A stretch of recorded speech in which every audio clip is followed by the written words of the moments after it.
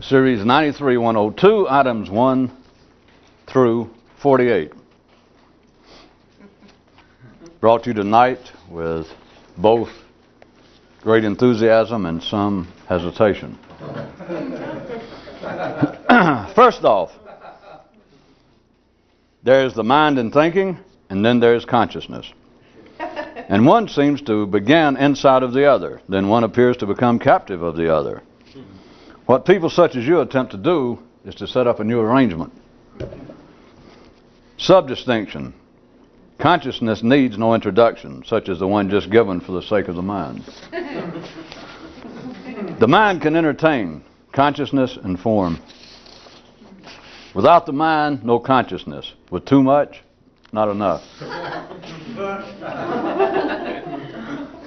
From an extended view, the way it appears, cats have their body, birds their mind, men consciousness. One man's mind admits, dichotomy is running my family.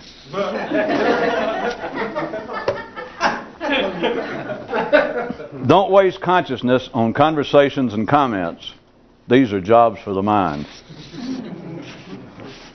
To be made civilized is to have the barrenness of consciousness turned into the city of the mind. But for some, this is not the end of the game. Consciousness without the mind is not human consciousness. With it, a 70-year-old deed done. But for some, the game still does not end here. Consciousness cannot talk. The mind can do little else. Let's go beyond the division of cats and birds. There are birds who are caged and one which is not. The mind may be a quick study, but consciousness is a constant one. One man wouldn't let his consciousness out of his sight. Another man wouldn't let his mind take his consciousness out of sight. No one knows where a thinker comes from, and no one sure as hell knows where he's headed. Don't waste consciousness on complaining and singing. These are also jobs for the mind. Without the mind, no consciousness. Nothing can distract consciousness but the mind. You must first free yourself from the collective's thinking, then from your own. An analogous telephone tip. The mind's design is to want to talk, but don't speak into consciousness. The mind searches for an ultimate answer as does a lemming for the sea.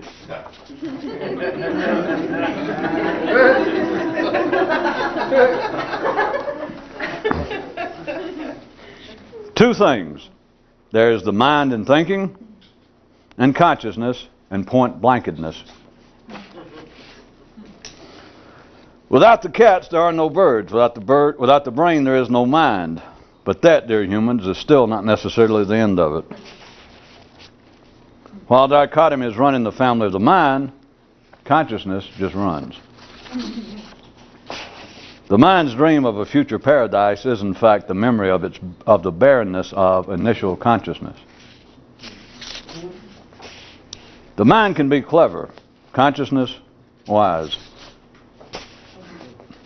The mind, the noise of a kingdom. Consciousness, the kingdom. When seen from a spaceship, consciousness is to the mind as the mind is to the brain, as birds are to cats, as neurons are to hormones, and what more need be said. Only the mind can drive you crazy, not consciousness. Being intelligent is easy. Being conscious, forget it. The mind alone is not capable of point-blank thought. Consciousness without the mind is not human consciousness. Consciousness with the mind held at bay is superconsciousness. The mind is tied to time, not soul consciousness. The mind has a watch, consciousness, eternity. Distinction. The mind is always partisan. Consciousness, never. Without the mind, consciousness cannot speak. Then later, that same lifetime, some find it speaks too much. With the mind in mind, one man's consciousness said to him, "Even the briefest of moments from you is far too long."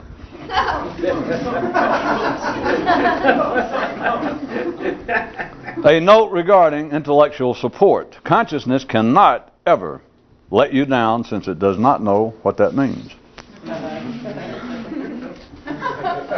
Consciousness is never critical. Don't waste consciousness on counting and planning. They too are jobs for the mind.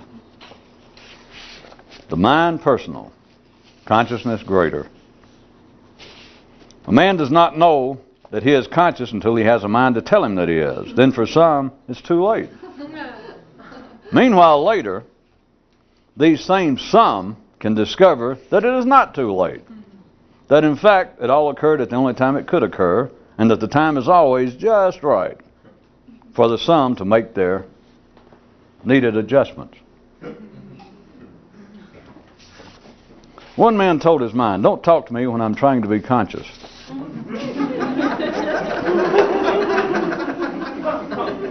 The mind looks for a template, a paradigm, the origin of species, while consciousness just looks.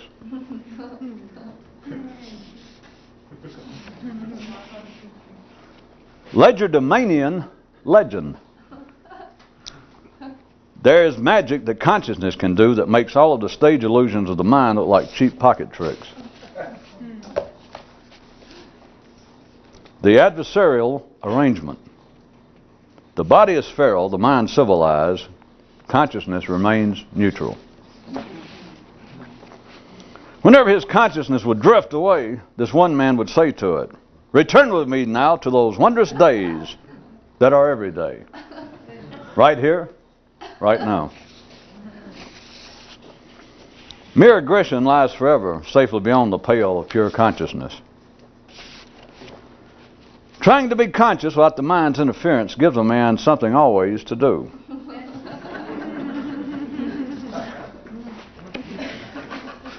What can I tell you? Talking to yourself is not consciousness. With attention resident in consciousness, apologies are seldom necessary. Hey, what can I tell you again? The mind is the mind, but consciousness can be point blank. Consciousness is the one thing a thinker can never afford to lose.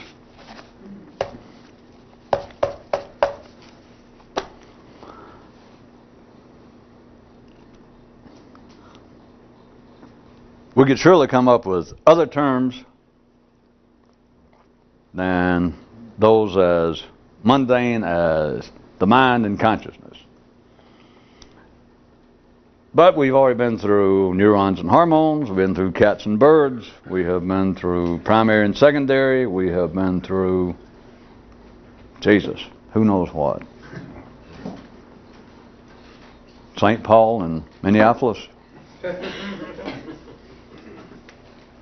It is, as has been the case for a long time now, either several hundred or several thousand years, that while the thing that distinguishes man is the intellect and him being able to speak,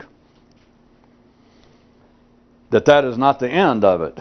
Even those who cannot find the end of it, even those who cannot apparently go any further than the mere operations of intellect, still dream of it, will still agree, or will passively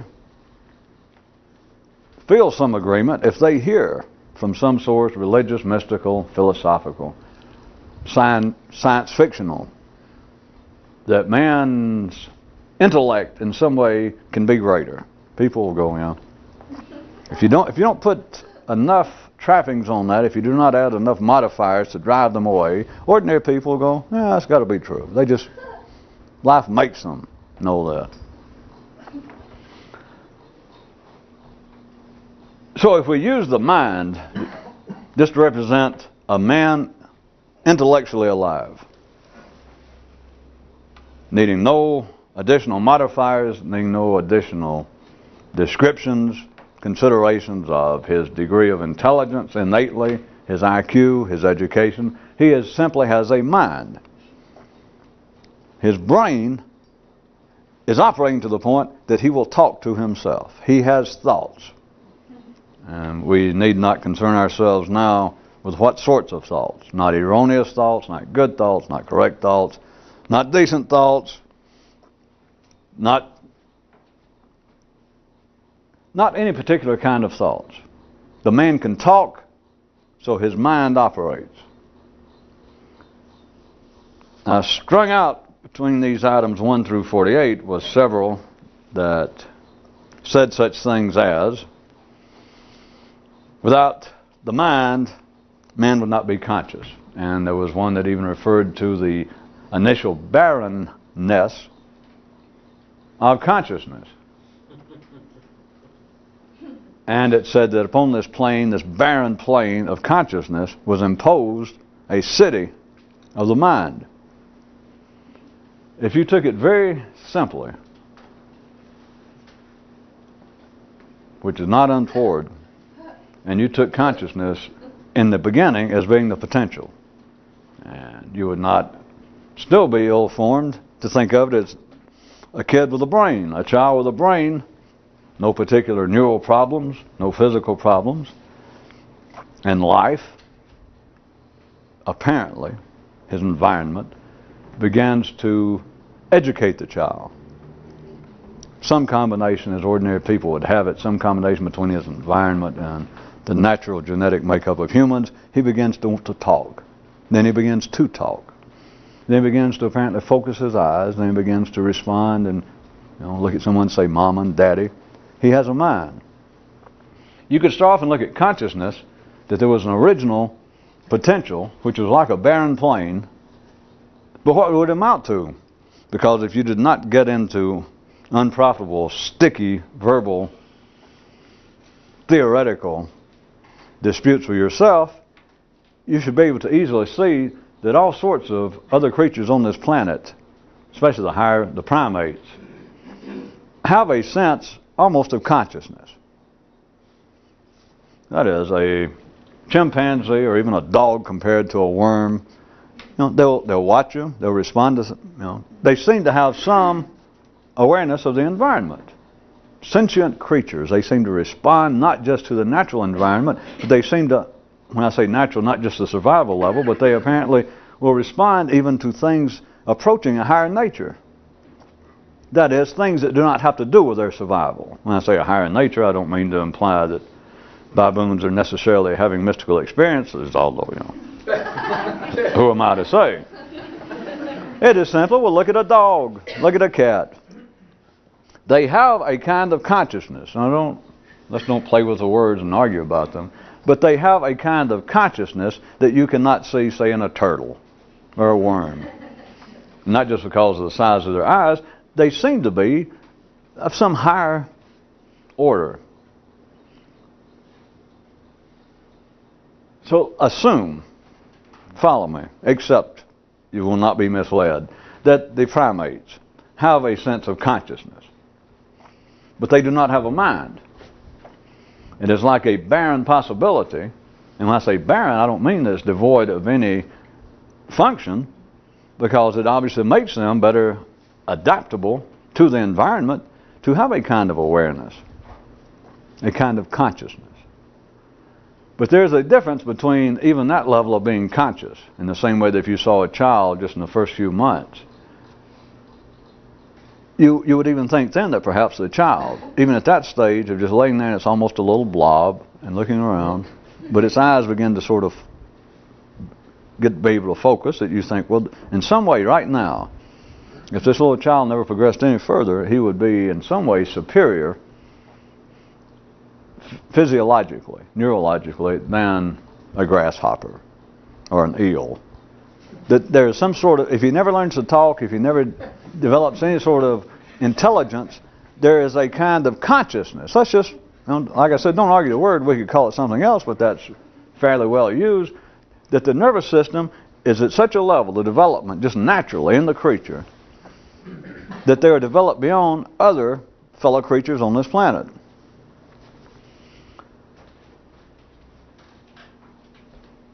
Consciousness in a human would amount to nothing were it not for the mind. So consciousness is not human consciousness until the human has a mind.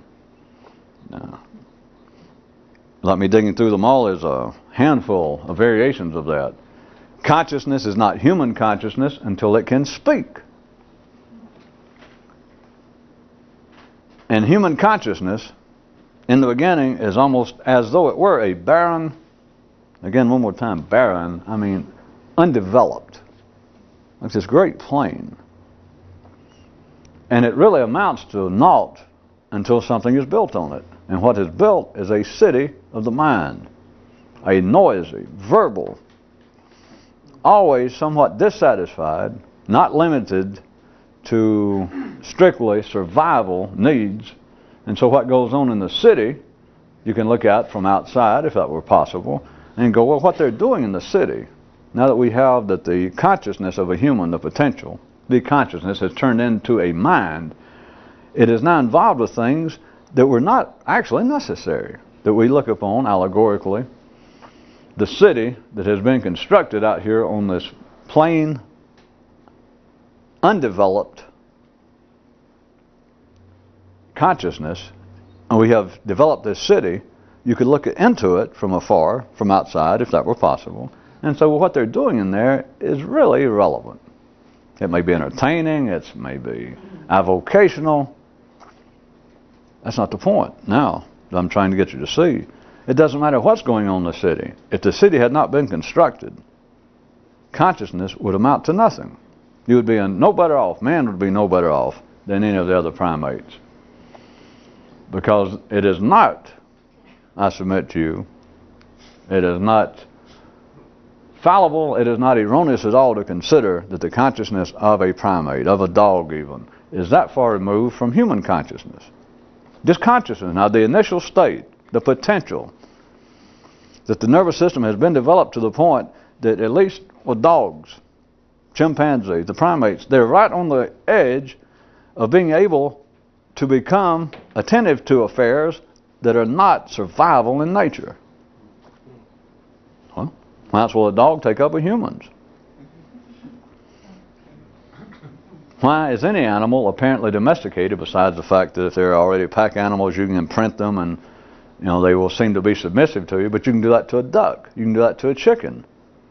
And their level of consciousness is not quite that of a dog or a chimpanzee. So it's not just the physical, social imprinting of making another creature submissive to you. That's no doubt part of it. But there is something else going on. That these higher primates, that is, animals that are, their nervous system is closer to the potential of being conscious, and then almost on the verge of being able to develop a mind. Almost, remember. But they're close enough that you can see, it demonstrates itself, that they will show some attention to matters that are non-survival in nature, matters that are not necessary to them.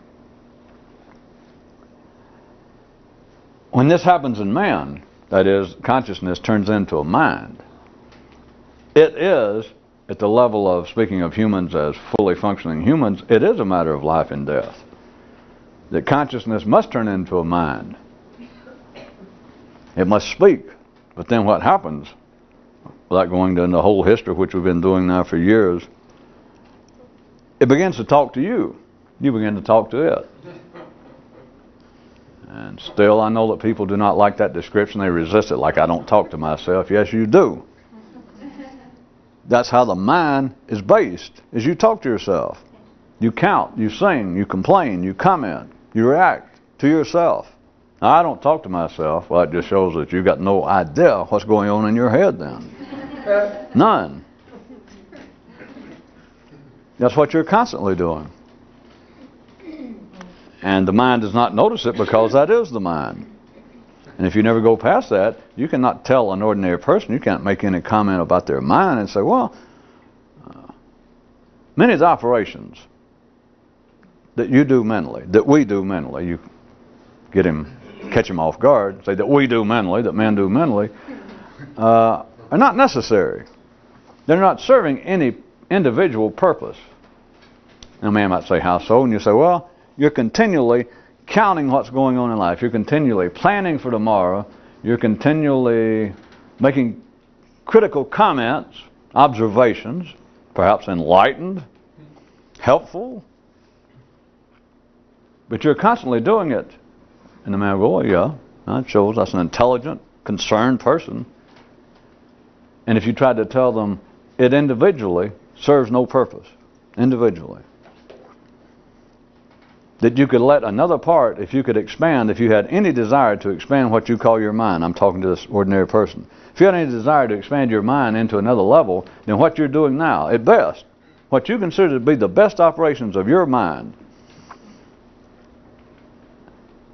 can be done at the absolute lowest level at which the human nervous system can operate. I don't know whether I'd get anywhere with him, but if it did, and if you went, well, maybe, then you could say, all right, I retract, could be done by the lowest level. It's being done by the lowest level. And if I still didn't lose him, he might, then I could say, that's why, don't you believe that man could be more conscious in some way or could think better? And he'd go, yeah. You know, if I didn't put any conditions on it, just don't you think that people could be more intelligent? And he'd go, yeah.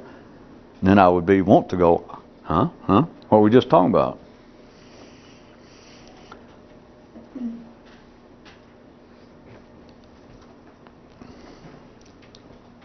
Each and every part that anyone's ever heard, that's ever been written down, any history of so-called mystical, great philosophical attempts for men to increase their consciousness, to increase their insight, to get in touch with universal forces, whatever they want to call it, is simply this. And some of them even go this far to explain it in this way. They're trying, as they would put it, let me start with their explanations. One of the common ones. They're trying to escape what they consider to be the tyranny of the mind. The common one being, again, the most common, that's now familiar enough in the West that won't sound that strange to ordinary people, is usually through ideas of meditation. Through those kinds of rituals, those kind of attempted exercises, in some way they're trying to calm the waters of the mind. That great old description that the mind is like a pool of water. Some of them go even further. I wasn't going to get off, but they say, you know, it reflects reality. It doesn't create its own, all that. But anyway, it works beautifully, the allegory, the metaphor. But they say, but the mind of man is disturbed. You can find it all the way back in the Hindu literature. You can find it in Buddhism. Everything Buddha talked about, as they translate now, was almost based on that. Confucius, the Old Testament, everybody.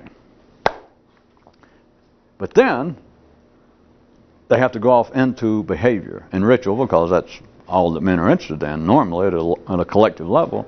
They're saying, well, what makes the mind get upset? And then they get into behavior. You know, that people are greedy.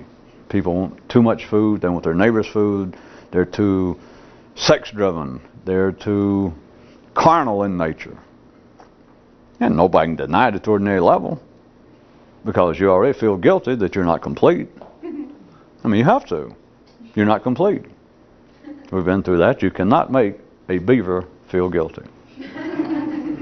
Or a worm, or a robin, no matter what you do.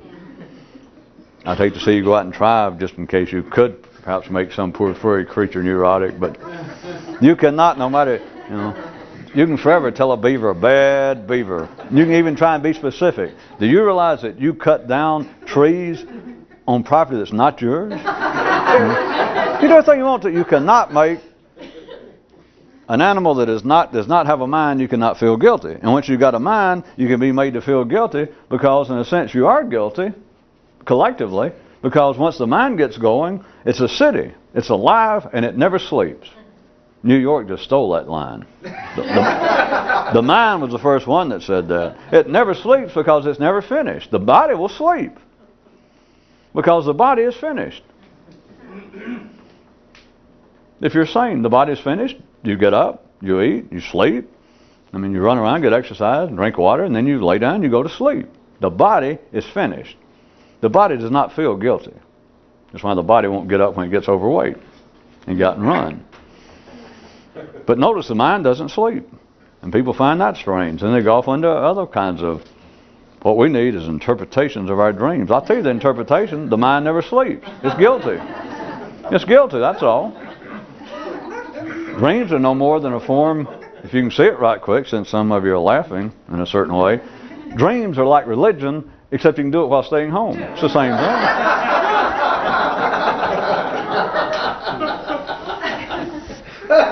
It's guilt you don't have to send out for. I mean, you don't have to go out. You don't even have to send out like Chinese. It's just there with you.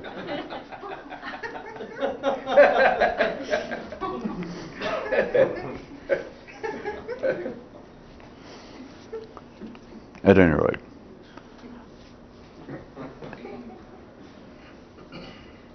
What they're attempting to do, back to I was using the descriptions, and you can follow this, it's not limited to Zen or any Eastern religion or meditation form, but they say man's mind is disturbed. It gets into the West, sometimes they say man's spirit is disturbed, his soul's disturbed, and then they go in because of guilt, because of this and that, and that you should be a Christian or a Jew or pursue some religion to satisfy yourself, to please the gods. As though that's a new idea. It's still the same thing. They're saying man is disturbed. I'm just giving you the intellectual, which covers it all.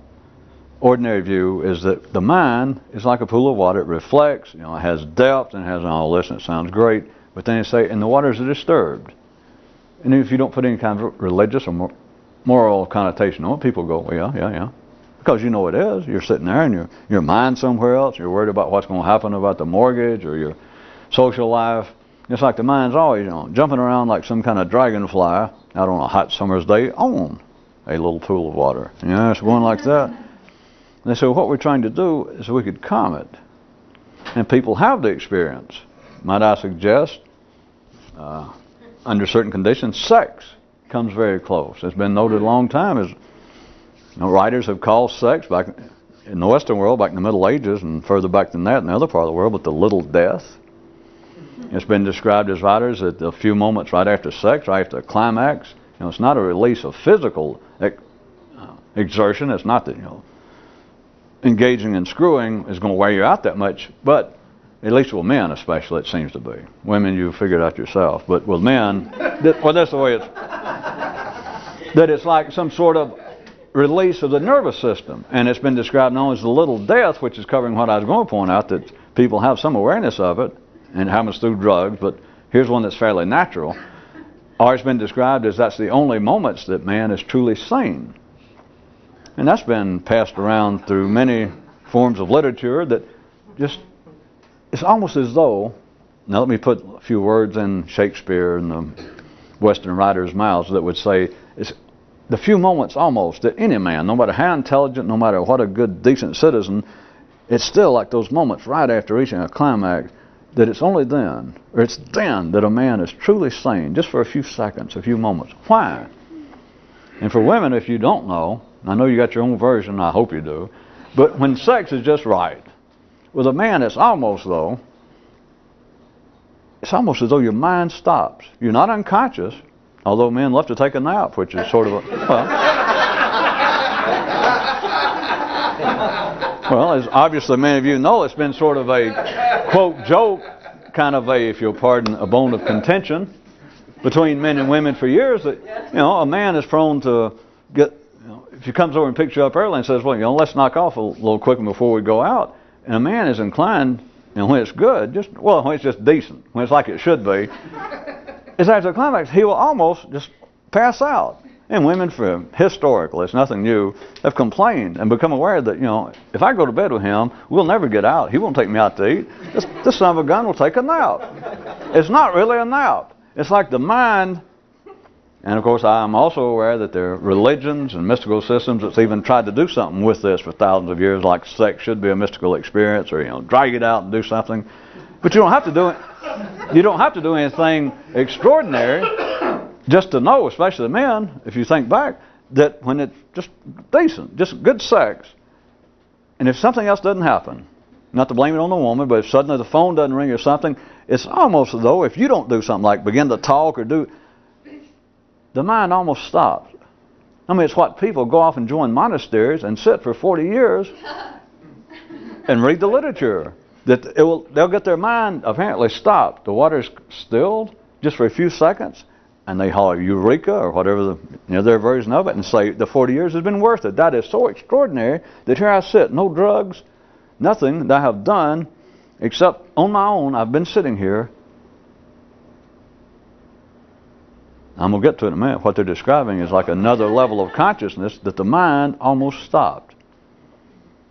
And they don't find that extraordinary because these kinds of schools and mystical systems, they will say in front that that is the purpose, that they are trying, they may not say stop the mind, but that's what it amounts to. Calm the mind, bring it under control to where it is not like the winds of change, the winds of ordinary life disturb your mind constantly. People know that there is something there. And like I said, if nothing else, sex. That it's almost with men. And you just almost pass out. Not in the ordinary sense, and it's not really a nap, but it's like the mind just stops, and it's like maybe just for 30 seconds, a couple of minutes. It's like life stops. So it's known. It's known from ordinary experience, and then it's known on the basis that people have been attempting to do it specifically outside survival level affairs such as sex, that they go off and sit, they try to meditate, and of course they do try to use drugs. And sometimes I know that drugs in right conditions, that people's mind does seem to stop, and they will become absolutely, addicted is named the word, they'll just become deeply enamored of the drug. And they describe other benefits like, well, my mind stopped and I suddenly, it was like the inside chatter stopped. Some people can do it off pot sometimes. And they'll describe just quite easily. They'll say, it was like I almost looked around to my best friend, my wife, my brother, my mother, whoever I was with, the guy I grew up with, I've known for 40 years.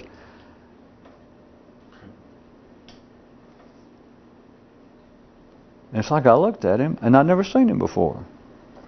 And if they don't push it, if they don't begin to lie, and some of you have been through it, what you were actually trying to say, because you had nothing else to add, it's not like I'd never saw him before, comma, I never realized what a terrible person. No modifiers. It's just you realize I'd never seen him before. What are they saying? I had never seen him without talking about him. I had never seen him. I had never been conscious of him and saw him without the interference of my mind. And it was like suddenly that the drugs, or where it was, that it stopped all that.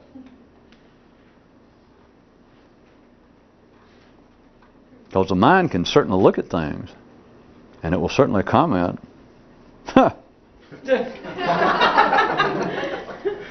But there is a way that's known, is what I'm saying. And it will happen, I'll refer back to sex one more time. Normally with people, with men, nothing great comes from this.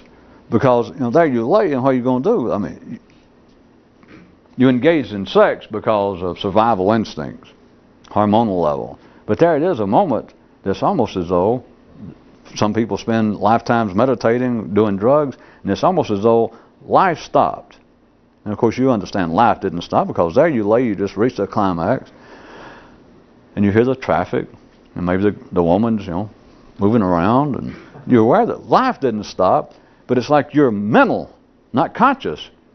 You're talking about the mind now, not consciousness. It's like your mental perception of it stopped. In the same way that can happen with drugs. Drugs as fairly innocent as pot. That people say, I suddenly realized I'd never seen my friend before. It's like right that second. Maybe the person you're with, the woman, or maybe just you look around at the apartment or wherever you are. Maybe you've been over, going with her for years, and you suddenly, it's like I never even looked at this place. And you've been in that bedroom 1,000 times, staring at that same ceiling, the same wall. In a sense, that is what mystics, all forms of dope takers, across the board, no matter what they call themselves, no matter whether they're smoking weed, eating mushrooms, mixing up they think, something new in the laboratory, they're after the same thing. Or they can be meditating. They can be getting up, whirling around, trying to make themselves throw themselves into some sort of mystical trance, and it's all the same thing. Although it can seem to be far removed from somebody that would sit there, apparently, or attempting to be mobile for 40 years, and somebody that gets up and whirls around until, they don't what it's, but it's the same thing.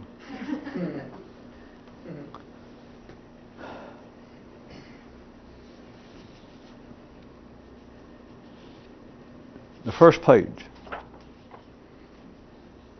There's the mind and thinking, which I put it together as one thing, and then there's consciousness. And one seems to begin inside of the other, and it does. But then later, one seems to be captive of the other. And what people such as you, is what I read, but now you understand, it's people all over the world. But I'm saying more specifically, what you're trying to do, anybody that's trying to expand their consciousness in whatever way they want to, whatever term they use, what they're attempting to do is set up a new arrangement. Now, as always, the mind believes that paradise is simply the regaining of the lost paradise. A new arrangement. Even when they describe what they, not incorrectly, at least verbally, would say is the attempt at their form of mystical ritual, their taking of drugs, is that they're trying to calm the mind. They could hear what I've been talking about in a certain way and go, yes, you're talking about the same thing. You're saying that man should go back in some way to a more natural, the original state of consciousness. I mean, it would fit. Doesn't that sound like what I was talking about? No, you know it's not. Except it fits. There's several small problems. Well, did I make that clear enough? You all, I assume you know, and they would describe, they say, because anytime at an institutional level, out in a public forum, if something, whether it be a religion, a philosophy, some self-help course, if they say, we should all be more intelligent, we should all be more conscious, and a group of people would come around to whoever said and say, well, yeah, I'm in favor of that. What you got? Let's hear what you got. The first thing they got to do is point out what's wrong. I mean, you got to be diagnosed. You're not going to a doctor. You wouldn't go back if you go to the doctor and he examines you and says, you are perfect. Not a damn thing wrong. But to begin with, you went there that something was wrong. Maybe you just wanted to check him out, to see if he'll find it. Like you're bleeding or, this hurts real bad. When the guy says, perfect. That is not the way life works. And so the speaker has to first point out that things are wrong. And there's many ways to point out things are wrong as they are gadgets to sell you in a dime store. So it doesn't matter what they say. You just got to find one. If you look long enough, one of them will pick out something that he'll say, well, here's the main problem with life. And you go, that's what I've been looking for. Now this man knows. You'd already heard 400 or 500 other people saying, well, here's what's wrong with life. And you thought, well, part of them you didn't even hear. So you finally find one that you like, that is an attack. You say, yeah. It all gets back when I said that an ordinary mind could hear this and agree with it. Then they say, all right, here's what happened. We went astray. And any human on this planet, except for a few of you, any human on this planet, if they've gone far enough to look for some sort of help, even if it's just buying a book, they've gone too far. They cannot deny that. They'll say, we have gone astray, either collectively, as a race, as a nation, as a religion, or just individually, we've gone astray. And if you've gone far enough to buy that book, show up the lecture, it's too far to, you can't turn back. You have to go, well, that's true. There's no way to intellectually rationalize that away. It's simply a fact. We've gone too far. We went astray. Okay. All right, I agree to that, so tell us what to do. And after that, there's as many gadgets to say you about what to do as there were that made you feel bad to start with. The point being that they would take what I'd been talking about consciousness, and would say, yes, what we're after, whatever terms they were using, what we're after is to go back in some way, clean the slate. Christians would say in some way if we could go back, and Jews, hell, Muslims, almost everybody. In some way, we've got to go back and clean the slate. We as a race, humans, stepped off the path many years ago, many years ago. So what we've got to do is return. We've got to erase the past. We've got to clean the slate. We've got to get on the right foot. we should go back to a more pristine, to the original state of consciousness. Christians, for instance, they call it, and Jews, the original state of grace, or I don't know what the latest translation is from the Greek and the Hebrew and all that, but they're saying we should go back to the days when before man sinned, before he missed the mark, before he stepped away from the proper path of development. And so they could take what I said, if they were not religiously fanatical, and say, well, what you're describing is that we need to go back to that initial state of consciousness, like the story, whether it be true or not, they might say, of Adam and Eve, when they were nice, they were naked, they were innocent, had no guise about them, there was no subconscious mind going on, no evil intent, they were just conscious. And then something happened. And so we should go back to that state. That's what people are trying to do with drugs, that's what they're trying to do by meditation, that's what they're trying to do when they say we need to calm the kinds of disturbances that ruffle the waters of the mind. Now, it all fits. It sounds great.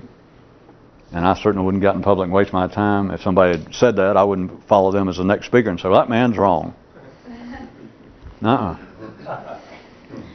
But it is not going back to that state of consciousness. Because if we indeed could go back to that state of consciousness, you would wipe out your mind.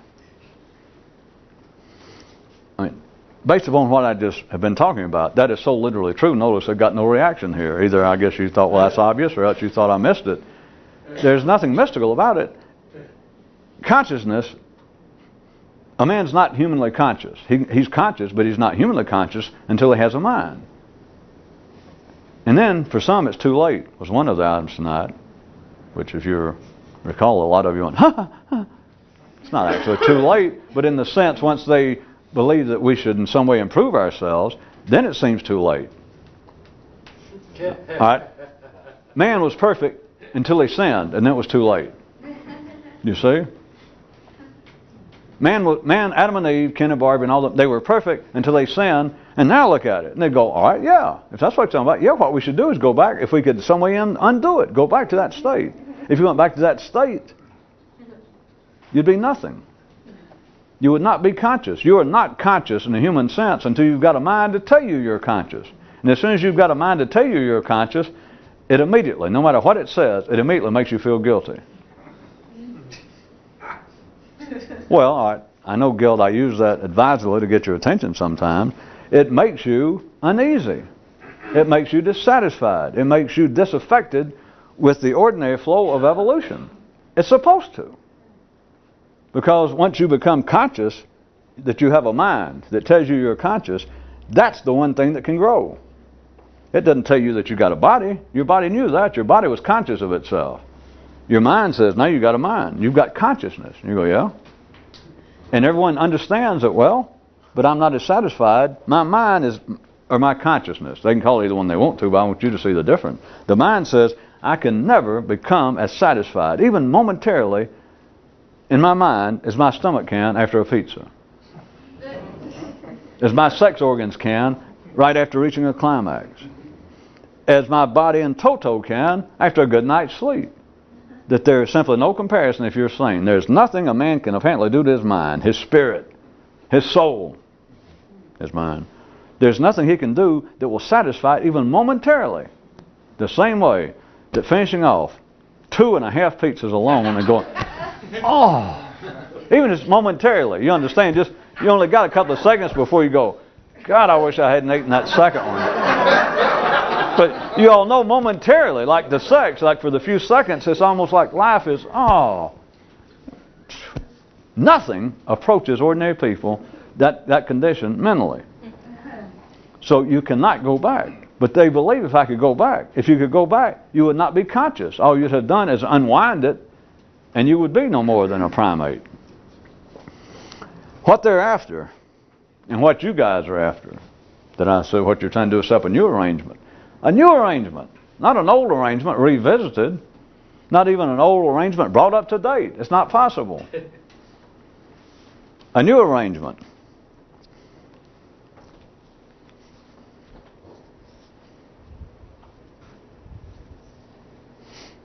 A man having his mind in mind, told it, don't talk to me while I'm trying to be conscious.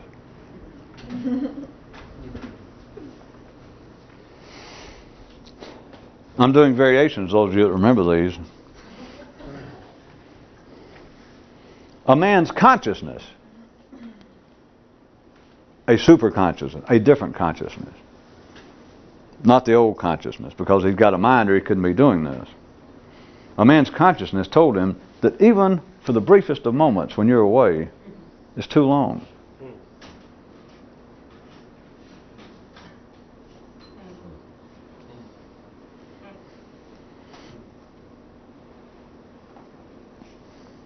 How to be conscious without commenting on it. How to be conscious without counting, without singing, without continually responding, whatever's going on. Is that not being a conscious person? Yeah. But I ask you, is that all that's possible? No, I never have believed that's all that's possible. But after that, what? Where do people go after that?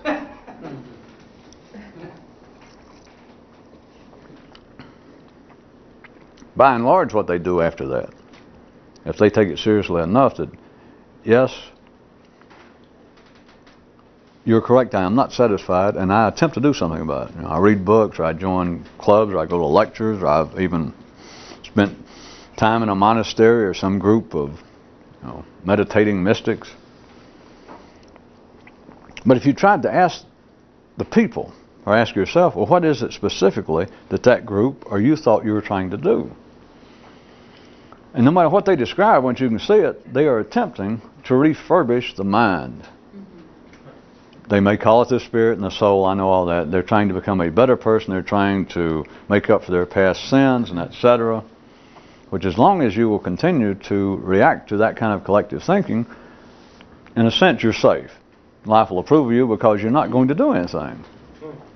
You feel like, well, I've got to get myself cleaned up, worthy, the great cosmic forces helping me or fate helping me. I mean, I've spent such a wasteful life thus far. I've been such a greedy person, such an ill-humored person. I just can't start from scratch. I have got to make some sort of remedial effort here to deserve to go forward. Right.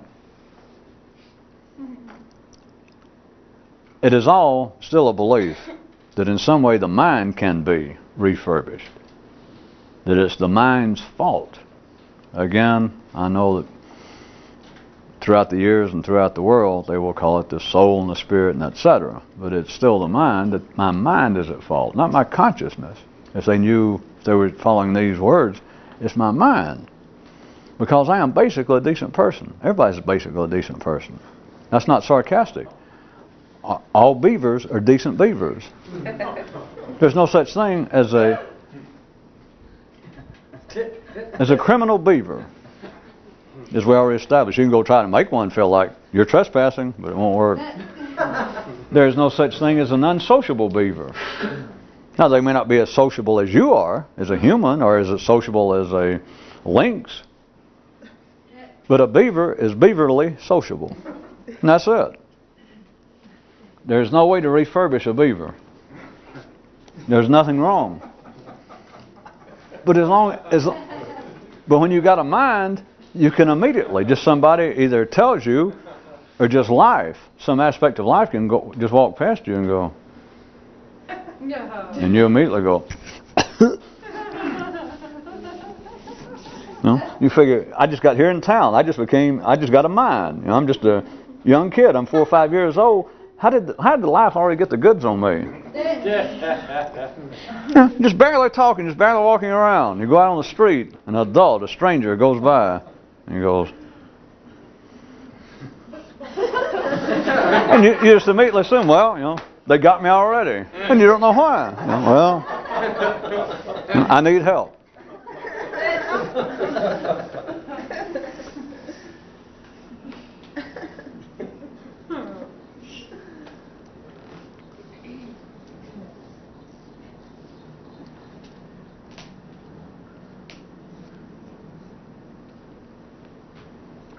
If you can't back up, which I'll go ahead and assure you can't, you can try if you want to.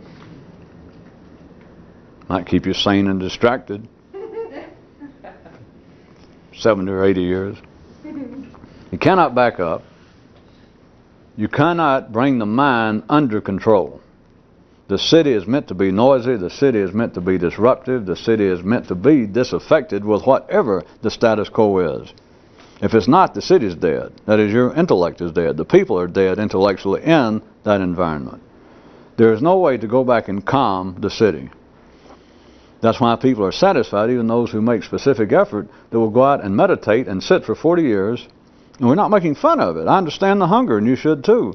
But somebody goes off, devotes their life to sitting in one position, eating a little bit of rice, going through all sorts of physical hardship, and they have just a few moments, they'll admit it, of what they will call enlightenment, whatever term they use, that my mind stopped and I understood all those descriptions all my life, that the head monk, or that I'd read from all the way from Shakespeare to, Holy Writ, that there I sat in that same room where I'd been sitting, that little bamboo shack for 40 years, and one day,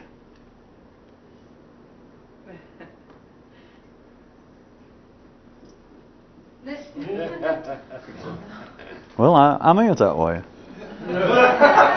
Well, no, I mean it positively, that they go, because you can get a sense of it if you've got a hunger for it, maybe from reading, but as soon as they start talking about it, you do know it's gone. I don't mean just the talk makes it go away, but it's going to go away anyway. I say a few seconds. With ordinary people such as that, it can last, well, if you want real technical information, it can last for many, many hours, but it's normally done for with one night's sleep. But they can, and they may stay awake for 48 hours or more. They may stay awake several days. And even the other people that's been through that, the other people, let's say, pick out a monastery, for instance, some Zen school, and the others that have been through it, they recognize you can't hide it. It's what I was trying to kind of do this. And the man suddenly, and later when he starts writing, he will say, and he'll be telling the truth, he'll say, I understood more in those 40 hours than I understood in 40 years of dedicated study. Literally. And he's telling you the truth. And they all repeat the same thing more or less once they have a night's sleep and it's gone. They can feel it kind of drifting for a while. But the trick is, to be able to do this, you got to learn you got to be able to fish without ever throwing your bait overboard. And ordinary people can't do that. The bait goes. The line will run out for a few hours. Maybe you step for 48 hours, get a night's sleep, and you get up. And it's shocking. It's heartbreaking. Because you wake up after that first, and you realize, uh-oh, the state I was in before I went to bed, that you slept 12 hours or whatever, it doesn't matter, but you finally had to go to bed after staying awake several days and just walking around the monastery and just with a kind of grin on your face that, the best pot in the world and the best pot smoker, if he was to walk in there and look at it, he'd go, Jesus, whatever it is you're smoking, I want it, because even he would think he recognized that look. But the guy, after it's over, the man then he always wants to write about it. Because once it's gone, you feel so desperate anyway. And they try to describe, and they're always the same. No matter what part of the world, it's always, I suddenly realize there's nothing to be mad about. And they won't say, it doesn't necessarily have anything to do with religion or God. They just say, there's nothing to be mad about. Nobody's wrong. I was suddenly absolutely uncritical of everything in the world because I saw what was going on. I just simply saw life was going on, and there was nothing to say. I had no comment. And sure enough, for 40 hours, he walked around there and probably didn't say a word. Especially if some of the ones around there, it was a real monastery and they'd been through it, that somebody told everybody else, don't talk to him. Don't you start a conversation. But anyway, it probably worked to let somebody, and that's the way life's arranged. But for 48 hours, let's say, he walks around and nothing to say. He just looks. And almost internally what's happened is the mind shut down. It was like he had a climax on purpose that held on for 48 hours instead of a couple of minutes. Or it's like he had the world's greatest pot, except it was not external drugs. It was in here in his nervous system. And for 48 hours, he was conscious without the mind. and then it's gone. What you're attempting to do is that, but you're doing it walking around. And it's not, all of that amounts to, even though I am saying it is quite enjoyable. I mean, and the people will say, even though they only had it for 40 hours, let's say, the people will tell you the truth. They'll say, it was worth it. I cannot regain it. I'm still here. Here I am 60. That happened to me 20 years ago. I'm still at the monastery and it's never happened again. And you don't really have to ask them before you can say anything like, well, boy, I bet you're mad, or, that you can't. Not if they had that kind of hunger and they were that kind of person to get involved and spend 40 years working up to that point. And they'll say, I know it sounds weird that I had 40 hours to pay off 40 years. And you say, yeah, but if you could do it over, wouldn't you have stayed in life? No, because even though now it's almost a dream, it's just a kind of a recollection. They can't bring the state back. They go, no, You can't make them deny it. And they go, no, I can't bring it back, but Jesus, that 40 hours.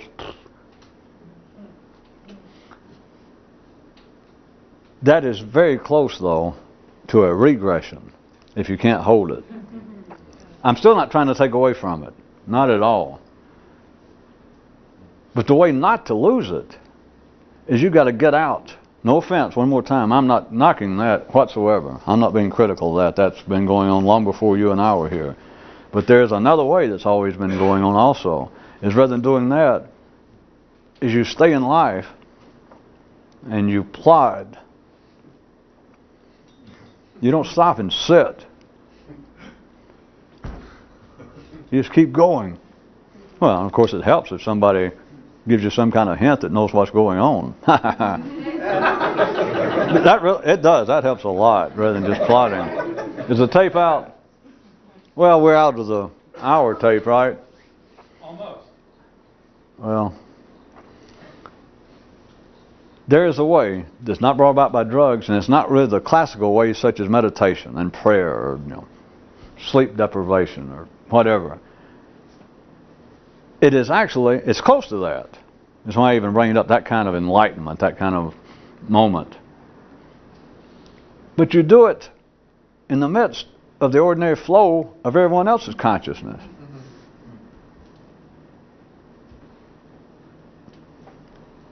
As you can meditate, you can still the waters in a way that has nothing to do with stopping, with sitting, with retiring from life. And that kind of consciousness has no taint of morality, of any religion, of any philosophy. It has no smell, no aroma of another person, of me, or anybody, wherever you heard it from. It's that you personally can look around and you can see without commenting. You're conscious in a way that is not dependent upon the mind as you now know it, as the collective knows it. The trick, first, we'll end it, is you have got to free yourself first from the collective's thinking, which is what I've been trying to, trick everybody and kick you and make you laugh, is to get you free from that. Just forget all that. Not that it's wrong, but you got to get free from that, the collective's thinking, no matter what it is. Wait a minute, how about so-and-so? No, whatever it is, you got to get free from that first. Then, from your own thinking. That's what that's about. That's what all this meditation, that's what satori, that's what enlightenment is. But you first got to get free from the collective thinking. And the only way the ordinary people know to go about it, they're doing the same thing, is to retire from life, to go into a monastery. They think, well, I'm getting free from them. They're getting free from the direct influence. But you don't have to do that. You can get free by understanding that life is based on partisan thought intellectually. It's based upon opinion. It's based on a continuing staggering about that things seem to expand. They seem to get better. They seem to get wider. Explanations scientifically in other ways seem to improve. Yeah, but there's no end to it. You've got to get free from the collective thinking. That's the first thing. You've got to do that. You got to get past that to where you have no criticism, which finally amounts to no comment. You got no response to it. There it is. You must first get free from the collective thinking. Then, from your own.